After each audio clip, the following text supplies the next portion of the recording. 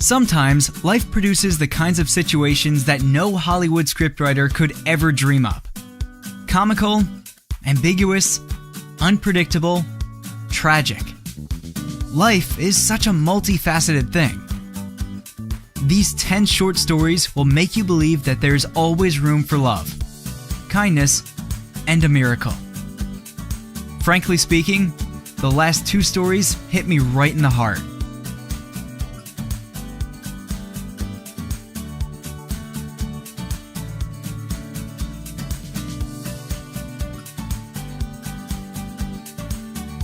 My grandma called yesterday, asking if I could look for Grandpa. He went somewhere and hadn't come back yet. I said I would do that, and I looked at Grandpa, who was wood-burning Grandma's portrait at my place.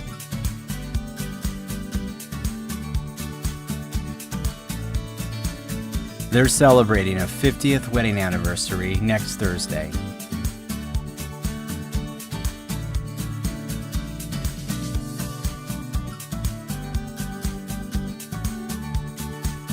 I was meeting my boyfriend's parents. We were having dinner and my hands were shaking with anxiety. Of course, when I tried to take some salad from the bowl, I dropped it all on the table. I thought, okay, here we go. Then my boyfriend thrust his fork into my little mess of a salad and started eating it. I think I'll marry him.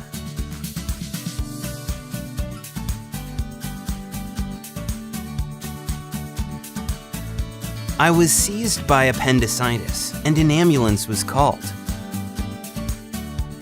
We were racing along. I had a terrible pain, and I was with my girlfriend and a doctor. Suddenly, I understood that something was missing. Can you turn the siren on? This is my first time in an ambulance, and I've always dreamed of having the siren on. The doctor said that the siren was broken.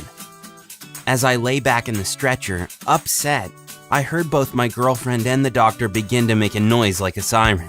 They kept it up all the way to the hospital.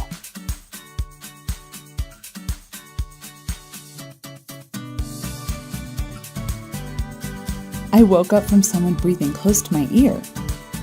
I opened my eyes to see the cutest Labrador puppy I have ever seen. My parents had remembered my dream from 20 years ago, when I was still a kid.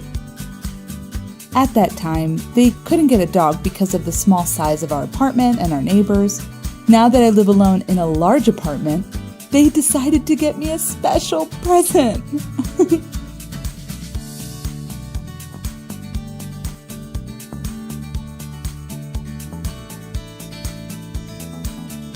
I was coloring a picture at the dinner table before going to bed. So as not to forget the idea, I sorted all the pencils in a certain order, filling the whole table with them. My husband was making breakfast in the morning when I rushed in screaming, "Oh gosh, I overslept!"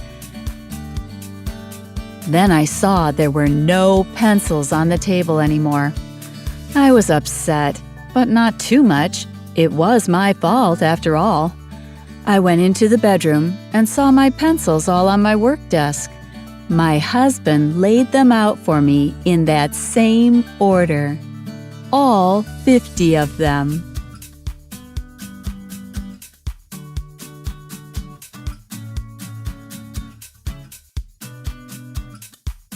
I study 100 miles away from my parents. One day I fell sick with a high fever. My dad came to drive me from the uni to the campus. He had to drive 2 hours and then back again so I wouldn't have to wait for the bus and ride it for 20 minutes. He also brought me Mom's broth and honey. Well, there are no words to explain how much I love them.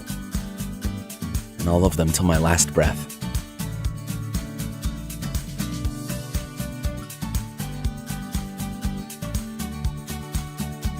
Looking straight at me, my dearly loved husband says, "So much fat and yet so delicious." After a minute of being completely nonplussed, I realize he is eating smoked fish. He only just escaped a slow and painful death.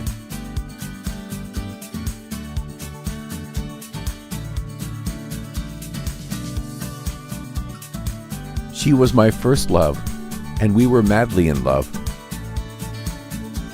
However, I was too young for serious relationships and chose career over love. Now, I'm 30. Recently, I met her in a shopping center. She's now happily married and has a son.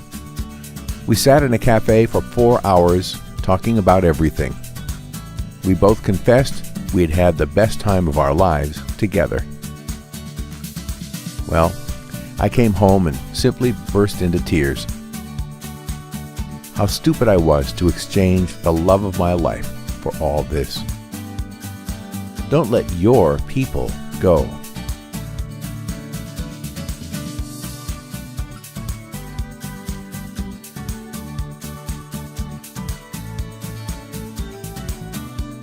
Yesterday, I chose the wrong number and accidentally sent my dad a message saying, "I love you," which was meant for my husband. A few minutes later, I got a reply, "I love you too, Dad." I almost cried. We say things like that to each other so rarely.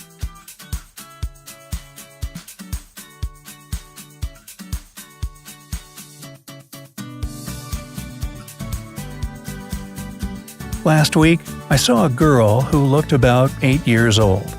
She was talking to a dog, petting it and smiling. Her parents were standing to one side. Holding her by the hand, they were watching her.